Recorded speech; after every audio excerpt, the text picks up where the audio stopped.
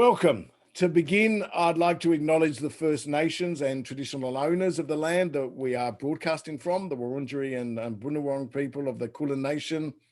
And I pay my respects to their elders, past and present, and to the elders of the lands that this recording might reach. Today, I'm absolutely delighted to be talking to Sofie Laguna, one of my favourite novelists. Sofie was the winner of the 2015 Miles Franklin Award. She was too young for 2005. She was hardly born then. The 2015 Miles Franklin Award for her second novel for adults, The Eye of the Sheep. Her other adult novels have been One Foot Wrong, The Choke, and most recently, Infinite Splendours. She's also written a number of acclaimed and award-winning children's books and picture books. Welcome, Sofie. Hey, thanks, Nick. It's an absolute delight to be talking to you. I just think you get better and better as a writer, and every one of your novels I just love more and more. So I'm going to start our chat about the craft of writing, which is what this is about, by asking you what you've learned in the past decade or so. What has made you will say you're not a good writer, you're not a better writer. We know that. Let's get past that.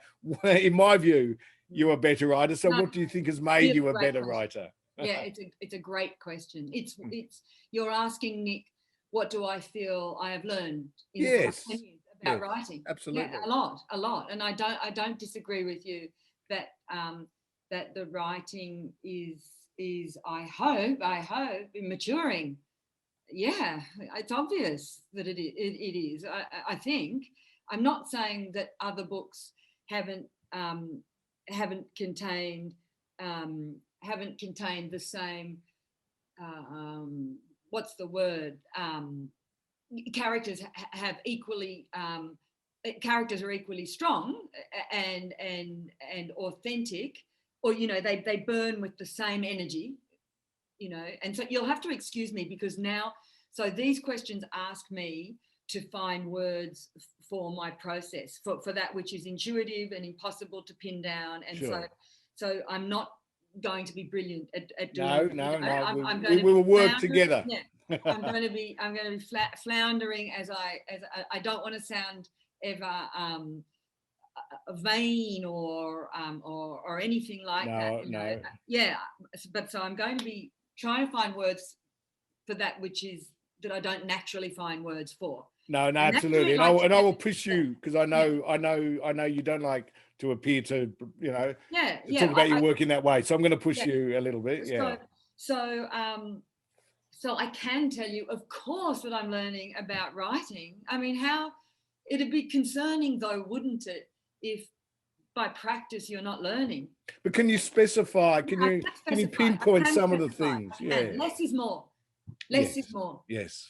That is a lesson that that's one of the fundamental lessons that almost, let's say the vast majority of us need to continue to learn, because I am still reading highly acclaimed novels of great, excellent novels, and novels that the world acknowledges and celebrates, and still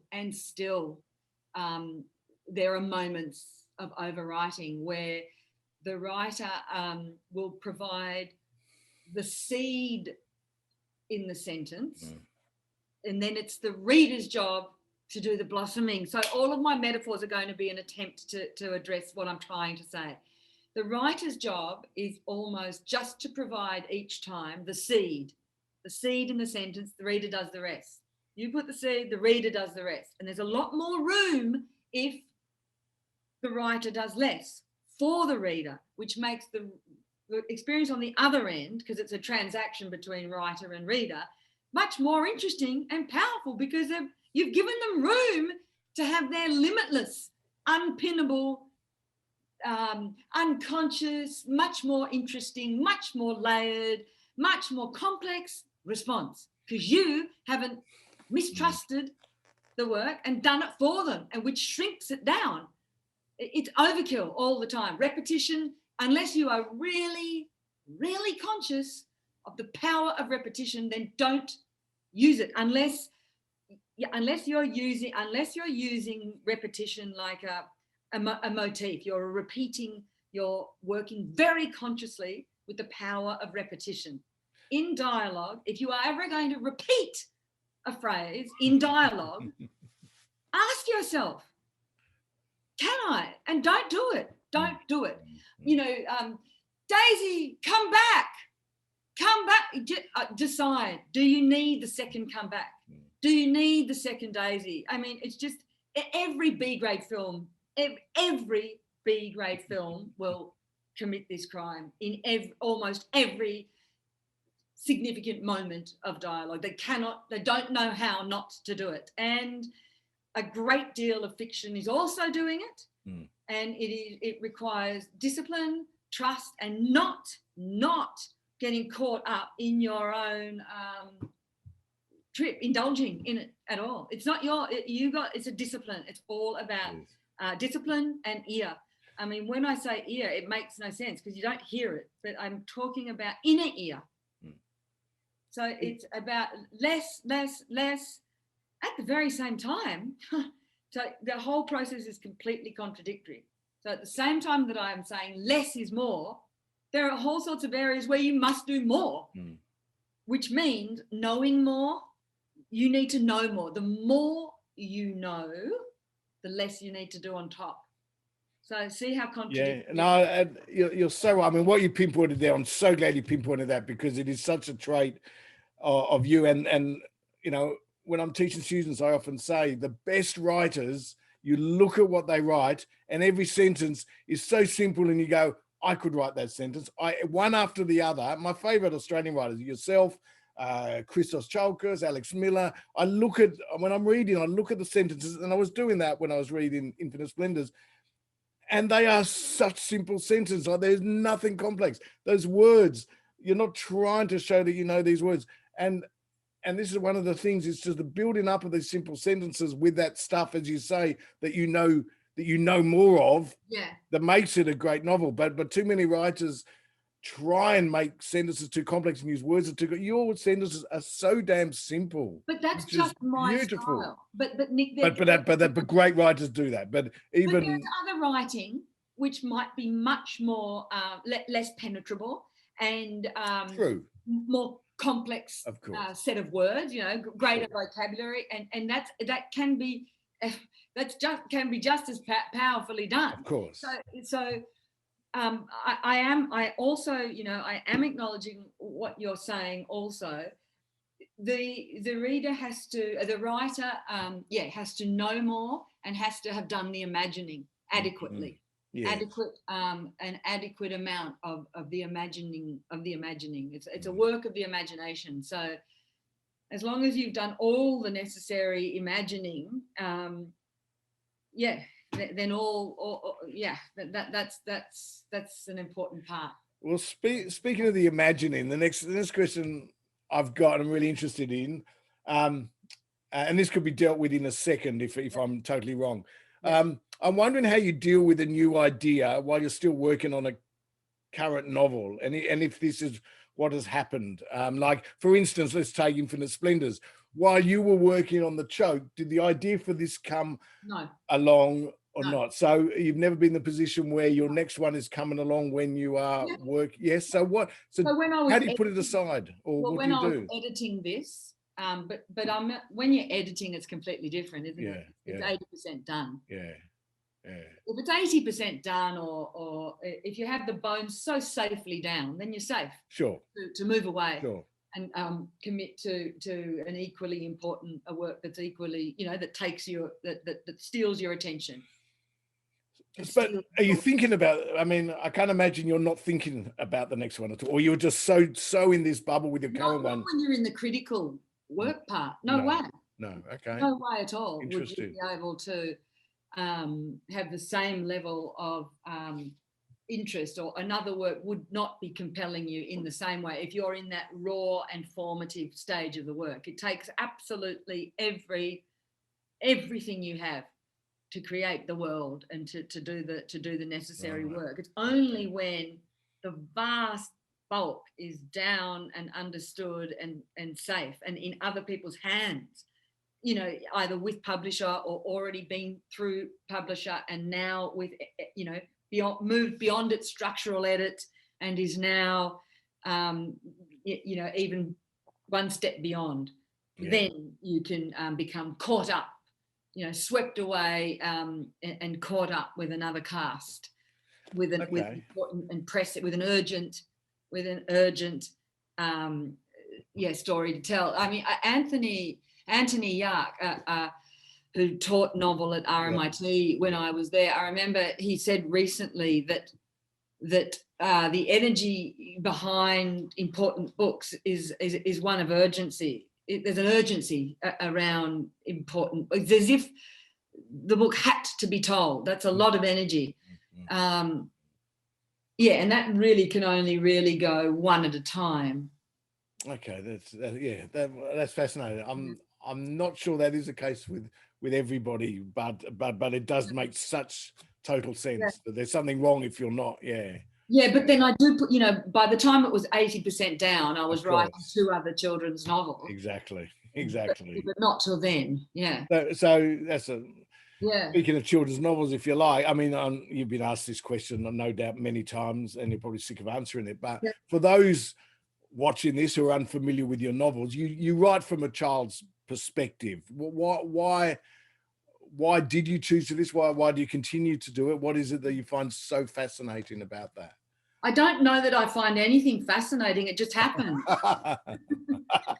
It's not that I find anything fascinating that I'm conscious of. It's just natural. It's like saying, why do you make bolognese? You know, so well. Is it really the same? Wow. I'm just trying to think. I've asked you this question before. And I love adult. You didn't ask it. You didn't answer it adequately that time either. That was years ago. Now I'm asking it again, and you tell me it's like making spaghetti bolognese. Because I'm a little bit tired. That's all right. I need to lie down. So that's all right. Okay, that's all right. I continue to do it, but I love adult characters as well. And for 2/3 of Infinite Splendours, you know, he's an adult. Absolutely. And I met him as an adult man, and he's absolutely adult, and his preoccupations are complex. So I think I like writing. I like characters, young characters. Why have they appealed to me? Maybe it's the very playful child in me has a lot to do and say. Yeah. And had some critical and formative, you know, years of life, giving me a great deal of information, of material that needs to be processed and worked with.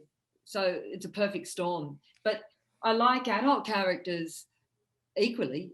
Yeah, no, and they are equally as good. Either the children grown up into adults, but also the adult characters in the children's life. They are just as rich and full. Yeah, it's just the choice of protagonists. That's all. It's interesting. Yeah, I just happen to be someone who is aware of the impact of childhood. And if there is anyone out there who hasn't worked that one out, that's why I get a little bit. You know, when I'm asked that question, like, why children's, as if I'm talking about some alien species, rather than why, you know, you might frame the question differently and say, why are you interested in writing in those early years of an individual's life? I mean, isn't that in fact, the way you put it makes me feel so silly for asking the question, because you are so right. It is the formative years of anybody, isn't it? Why, Sophie, are you interested in the early years of an individual's life on planet Earth? Isn't it perplexing? We must ask. We're going to gather a panel of professionals and experts to try and figure out why, as a writer, you're interested in the early years. It's mystifying. I think it's only because I'm trying to dig myself out of a hole here. No. I think it's because what writers do is they create this children's life for their adult characters. They create the backstory, they do all of that sort of stuff. They have the knowledge, but then they write about them as adults, so they don't publicly put that sort of that child's life there. To have someone that's actually putting it out there is probably different. Yeah, it is different, isn't it? Maybe, Nick, is is it that we as is it that human beings, is it the way we understand childhood is limited? Is it the way we fail to, I'm just throwing this out there, is it the way the majority of adults have dealt with their own childhoods and children in general, and our understanding what it is to be a child? Do we? I don't. Look, I guess it depends. I mean, Maybe. I think for a lot of people, they just miss their childhood when they're adults because it was so much goddamn fun. But then there's others for whom it was traumatic and they never want to go back there. So I guess it depends.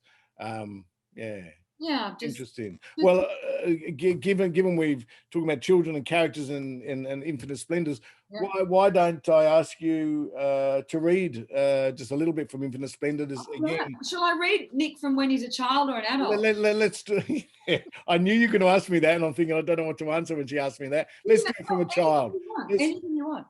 Let's do it from a child. Yeah. I wonder if we just go from the very beginning. That'd be brilliant. Yeah, because then people won't have to have anything explained. That's right, and then they'll go out and buy it. Sorry, say that again, Nick. And they'll go out and buy it to find out what happens. Exactly. So here, chapter 1, Infinite Splendours. 3, 4, 5. Paul counted from the porch. I stood in the middle of the yard. I'd hidden in the apple tree, Gert's shelter, by the trough and the outhouse. I needed somewhere new. 7, 8, 9. I looked to the bunker door lying against a slope in the grass opposite the outhouse. Fire will come again, Louise. It was 50 years ago, but I'll never forget it. You make sure that bunker is dug out and ready. I ran down to the door and hooked my fingers through the iron handle. If there's a fire, Mrs. Barry, we'll get out in the orchard trucks. I want the bunker door kept closed and the boys to stay away. I pulled as hard as I could. The door was wedged in its frame. 14, 15, Paul counted. I pulled again, but still the door didn't open. I'd miss my turn if Paul found me before 20. 16, 17. I pulled one more time, falling back into the grass as the door opened. I got to my feet. The bunker was filled with dirt almost to the top. Almost.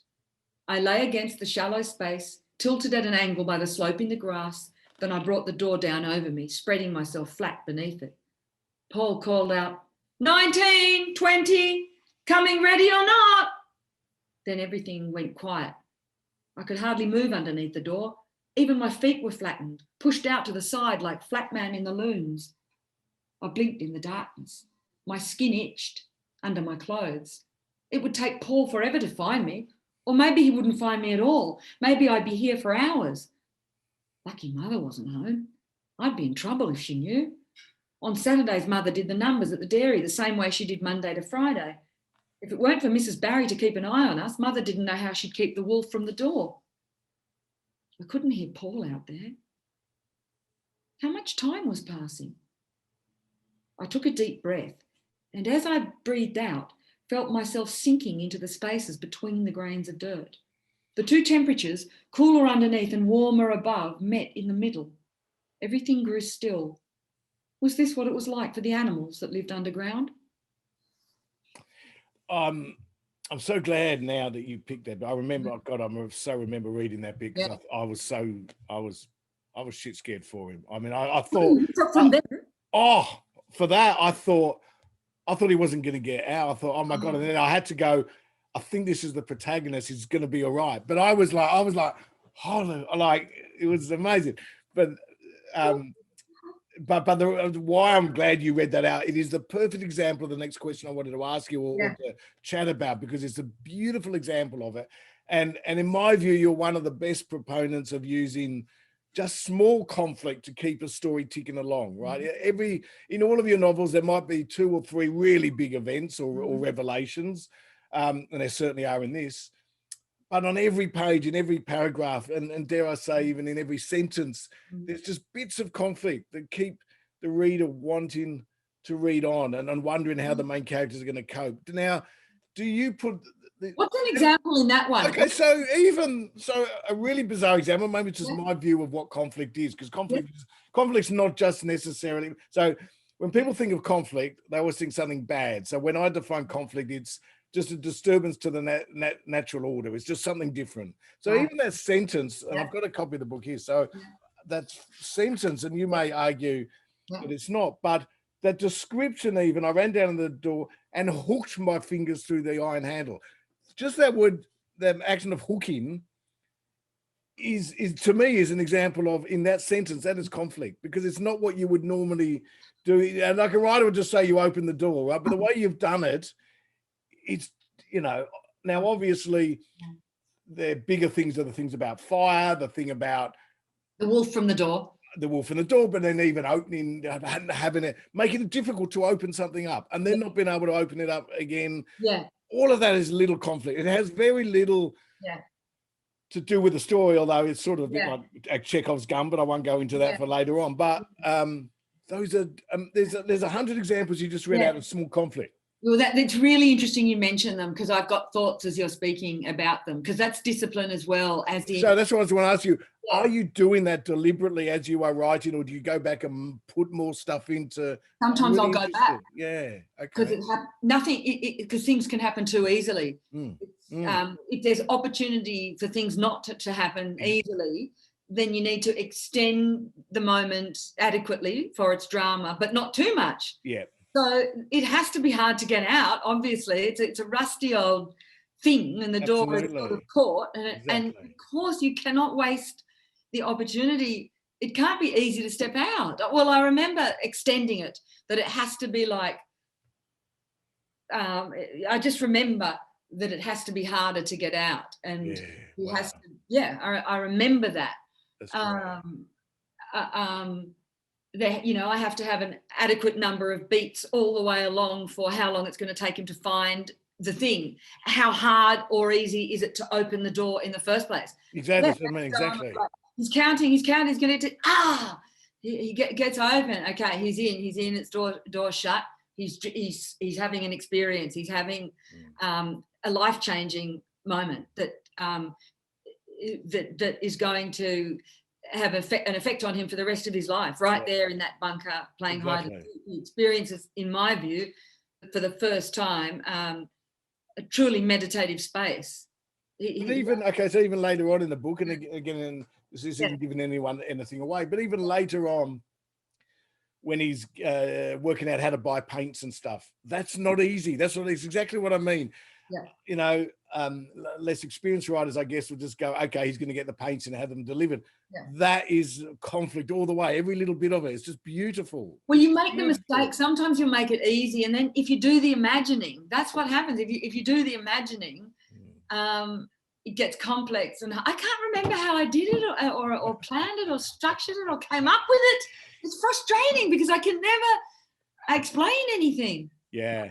How did it? Yeah. So he gets on the telephone, and he tries to call her. Now, how did I come up with the idea that, well, calling her is too hard? Well, I suppose if you give someone a speech impediment, then any phone conversation is going to be fraught. Sure. So I can't remember then when I made the plan that, I think I understood early that, and this is all unconscious, that the woman on the other end of the phone was going to be supportive, brisk in her manner, businesslike, and efficient. But you just say supportive, that's understating him. So she was very brisk in that. But what she did for him, I almost melted at her. I just went, oh my God, you're such a wonderful person. When you thought, thank you. When she took matters in hand and said, she made the suggestion of what to do. Cash on delivery, send me that. Oh my God, absolutely. It was like, oh. Well, he says charis to my thetis, because there's some painting that was in that book of letters. I need to know exactly what that painting was. It was a picture of Charis speaking to Thetis, and Thetis was trying to explain. And so Lawrence understands that this woman is listening and supporting him. Yeah. Okay. Yeah, you're right, Yeah. Okay. Yeah, she was a good character. Such a good person. Just that one action completely defined her character in a very deep way. You're making me really think about her now, because I've never, in all the talks I've given or speaking about the book, I've not spoken about Moira Parker. All right. Because there's a lot to speak about in the book. Oh, yeah. There's a lot to speak about, but I've not spoken about Moira.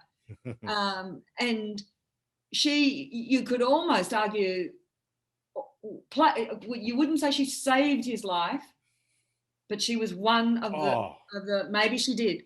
If she says no, if she doesn't have that, if she just gets frustrated and hangs up, it's a completely different direction. No, she's a good woman. She's a good woman. She's thorough and caring, and she makes sure that he gets his paints for the next 27 years. And if we didn't have her in the end, then the world would be a lesser place.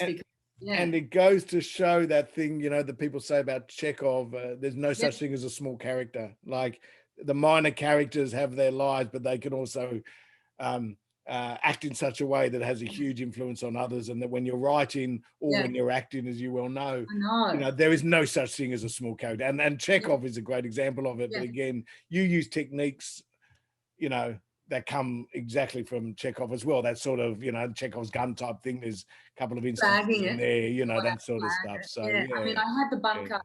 I first came upon the bunker as an idea, the very first page, the very first day I began work on it. Wow. Yeah. Okay. I wasn't.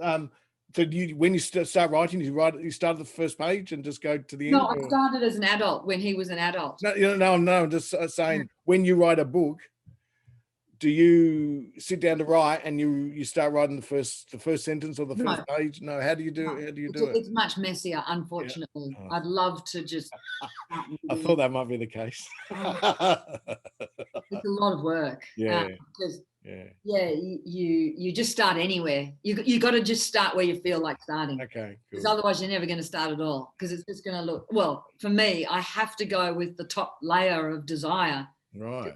So I'm not going to find great words. I have to go with my first, the juicy bits that want to happen. Right. Yeah. And I write a lot of them first. I'm just, it's a bizarre analogy. I'm just wondering, when you eat a meal, do you leave the best thing to last or eat it first? You probably eat it first. I'm wondering if there's a connection between how you eat a meal and how you write a novel. Sorry? That's a minefield. Okay, we won't go down there. See, when I write, I prefer to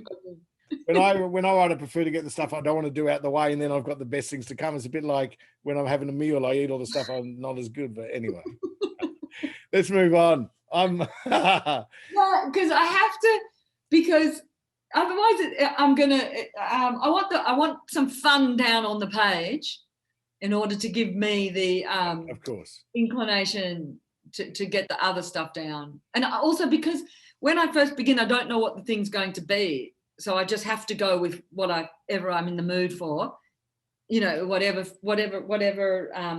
is most urgent to say.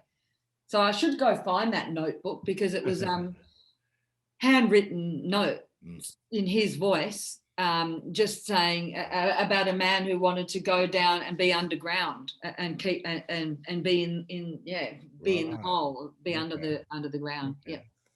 You also, apart from the small conflict, you have an extraordinary understanding, and I'm not sure if this is conscious or unconscious, of both setting and time in all of your novels. When I read your books, I'm right there in that place, and I'm right there at that time in history, whenever it is. Is this intuitive? Is it down to extensive research? Is it both of these elements, or is it something else? Well, I'm actually, I'm a learned professor in many periods of history. You are, and children's books help with that, because you do a lot of research. Very researched. Yeah. Decades and decades immersed in time.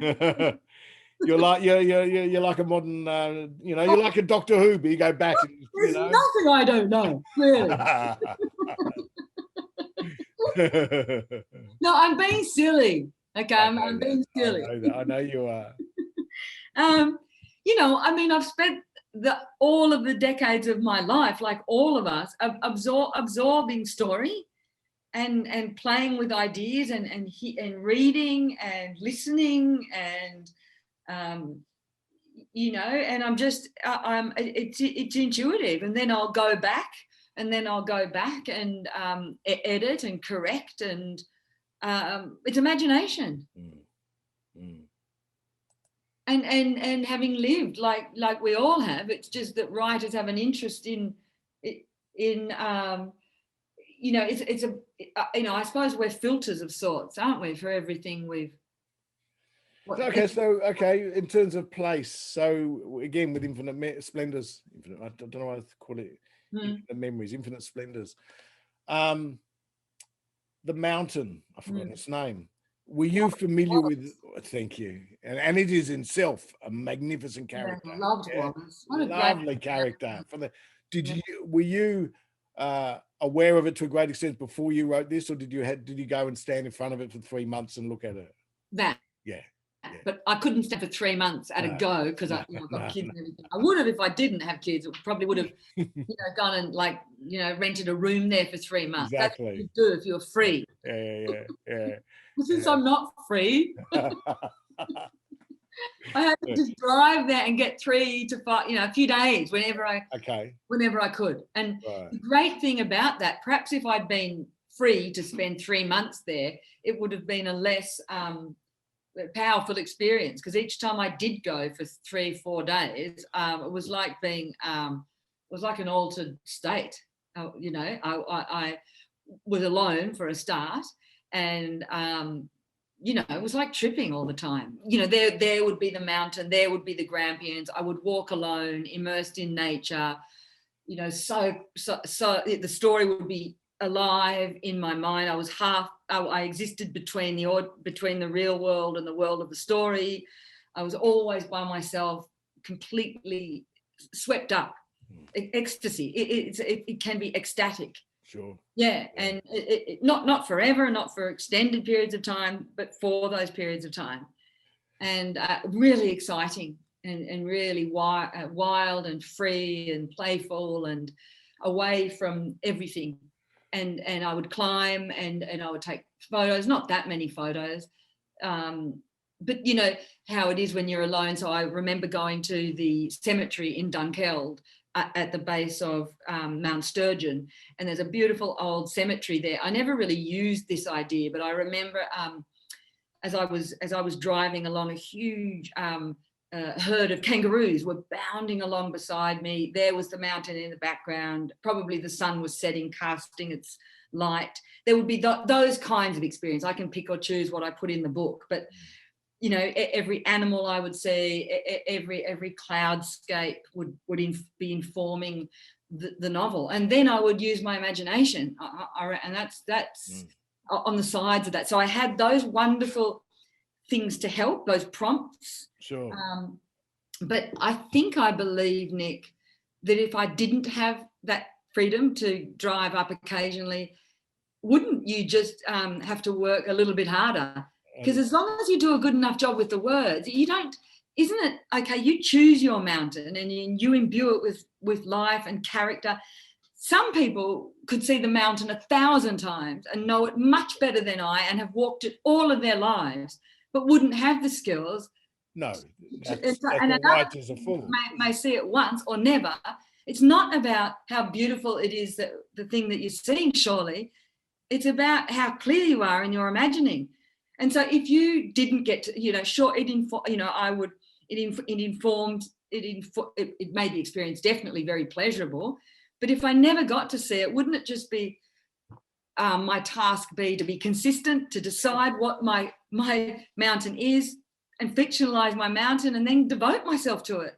And you're absolutely, that is the beauty of writing. That is what writing is for. You're absolutely right. It's about communicating. And I remember reading somewhere, and I can't remember where, or hearing, somebody once said that if NASA had sent up a writer with one of the Apollo missions, and not just astronauts, they wouldn't have stopped the program, because the way they would have written about it would have just made it, just captured everyone's imagination so much they wouldn't have been allowed to stop it. Whereas you get astronauts come down and they go, "How was it up there?" You go, "It was dark, it was amazing, it was wonderful. I found God." And that's about the extent of it. You send a writer up there, and the way that they would express it, NASA wouldn't be allowed to stop it, because it would have captured everyone's imagination so much. Now, whether that's true or not, but I remember thinking, my God, that's so true. That's the power of writing, to be able to have that ability to communicate something in such a way.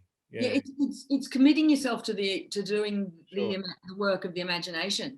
Sure. Yeah, Yeah. I think that's what it is. So, you know, I may have never seen a lavender sky over the Grampians, and yet I might describe it, and people say lavender, you know, or the mountain looking purple. I mean, it did appear purple, but you could read a few accounts, or you can make it up. Of course. And as long as Absolutely. you play with colour in a Absolutely. balanced way, and you use the letters L and V and R in the word lavender in just the right place, that we need that music of the word lavender coupled with the colour the colour it tells. That's what matters, isn't it? I think. Yeah. No, absolutely, 100%. Or could we argue that, you know, I lived in Altona when I wrote Eye of the Sheep, and Altona was a huge part of that story, and I wouldn't have seen that refinery, and I wouldn't have known about the wetlands and those sort of half polluted flat beaches with the pilot lights and the pelicans, and I wouldn't have known. That's true, but then by the same token, as you say, someone who's lived there 50 years longer wouldn't have been able to communicate it. Yeah. So it doesn't matter where you live; it's the eyes through which you're seeing. Yeah. And the choices that you know, what you're choosing to describe. Next question. I don't want to give away any spoilers, but there's aspects of Infinite Splendours that are obviously disturbing. And I'm wondering how you, as Sofie, look after yourself when you spend hours immersed in the head of a person. By writing Infinite Splendours. Yeah. That is how I'm looking at it. That's how you do, yeah. But okay. Does that make sense? Yeah, I know. I'm totally. I'm just wondering, like, you put it down, you put the writing down, you've been in the head of a perpetrator or a victim for 8 hours writing or whatever it is, and then you go and make dinner. Is that's the end of it? It goes out of your mind, or it's by going in there. Never 8 hours, 2 or 3. I was wondering if you'd pick up on that. I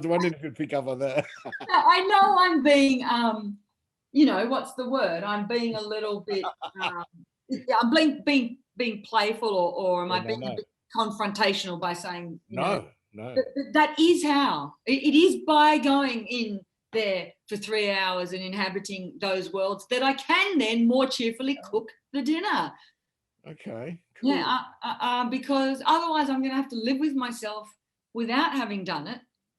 And it's all better out than in. That makes sense. Yeah, no, that's all better out than in, right? Yeah, absolutely. You know, so like, if you've got like an active imagination,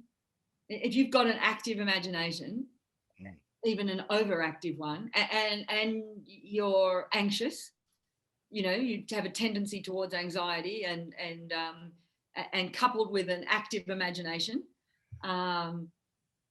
then, you know, and the tendency to turn everything into a narrative, you know, complete with, you know, terrible, terrible events and climaxes all over the place, and great losses and terrible grief. Well, you're better off putting it in the book. Yeah, that's true. That's true. That's true. Merchant. And you'll find you've still got some friends left if you do that. Exactly. So it helps. Yeah. And also, I don't find what other people perceive as uncomfortable or difficult, oddly, to me, is soothing. Otherwise, I wouldn't do it. You know, I wouldn't do it. It holds me in a world. It's like having a double life, running alongside all of the ordinary life. You know, getting the car serviced, making the kids' lunches, walking the dog. It's like having a very rich, urgent, dangerous world with people that you just get to know so much about them. Everything from Mrs. Barry to the straw man to the vegetable garden to Uncle coming, all their history. It's going on. It's all going on, and it's going on in your head. So it's a good way to live.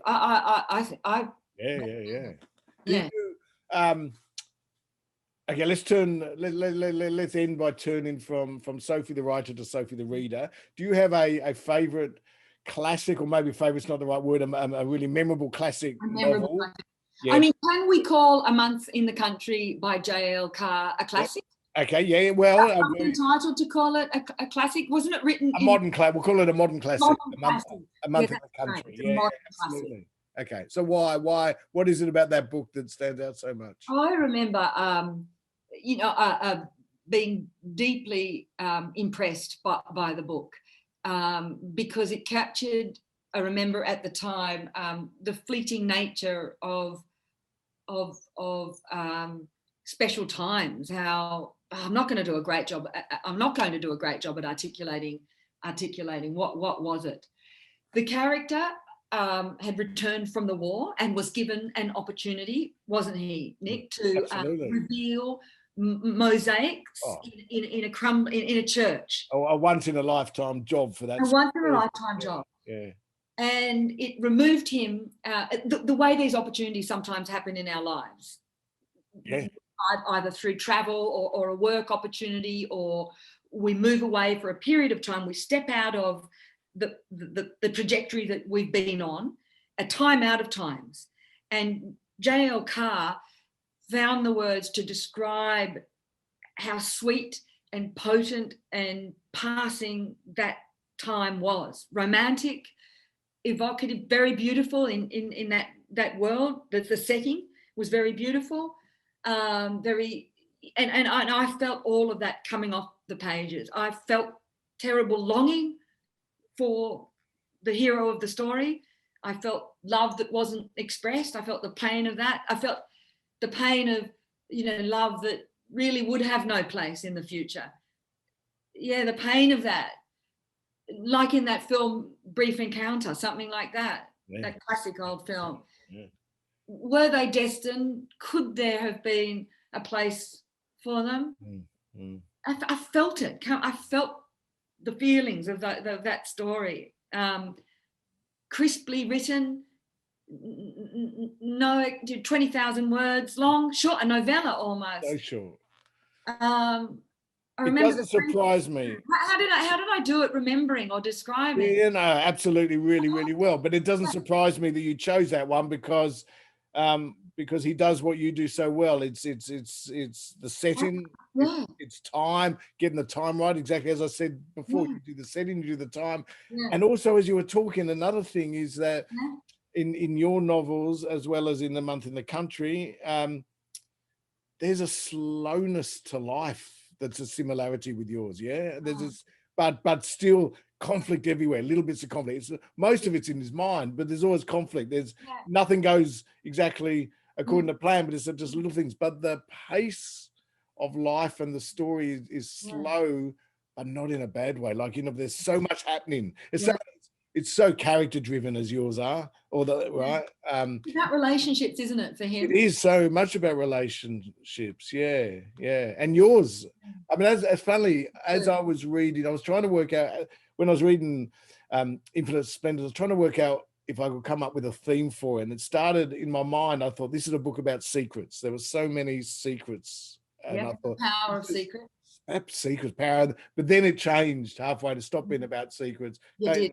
Totally. But the first half of it was like that. And Secrets is all about relationship, what you tell people, what you don't tell people, and about character. So so it doesn't surprise me you chose A Month in the Country, because there are great similarities. And he didn't go back, did he? He couldn't go back. No, the last few lines are astonishing. Like, simple and astonishing. One of the most astonishing endings of a book I've ever come across, in a very understated way. Yeah. Beautiful. Yeah. It hurt. I remember the book had a quality of, there was a pain around. It hurt. Yeah. Yes. It couldn't be held onto, and it would have been so beautiful and so special. And from the moment he gets off the train at the very beginning, and from the title, A Month in the Country, boy, this is going to be some month. I mean, it's not in terms of, it's like yours. It's not in terms of huge events. It's not bombs going off, but it's all about, it's so much about that book is also about the past, his past, the past of the painting, all of that sort of stuff. Yeah. I mean, it is Infinite Splendours, talk about secrets, the legacy of secrets or the legacy of history. But I think essentially, can we say it's about resilience, and our capacity to survive through creative impulse, or we can be redeemed through art, or we can the human spirit. Yeah, I mean, obviously in Infinite Splendours, and again, for those that haven't read it, you know, they're really about two brothers, I guess, and there's obviously other main characters. And I don't want to give too much away, but the change in the characters, I can't remember. I'm sure I've read books where there's such dramatic changes in the two of them, but I can't remember. Yeah, and that was unlike stuff you've done before. Like the other stuff, there's not change anywhere near to that extent. I mean, it was just, and both of them, it's almost like they were going, one's here, and then they cross and they go like that. It was like in the forming an X. It was amazing. Yeah, there was a lot of pain around that. You know, that was sad, wasn't it? Oh my God, so sad. So sad. Yeah. Look, I'm giggling now, but I wanted to show the divisive nature, I suppose, of that kind of what it does to families and networks and communities, and how much is the ripples of that kind of when boundaries like that are crossed in that kind of way, in a violent way. But also that regardless of that, he then goes on, the individual who suffers goes on to spend the rest of his life recording, describing, and attempting to understand light. That's what he does. So that's the human spirit. And absolutely. But then the other thing I've got, the conflicting thing as a reader,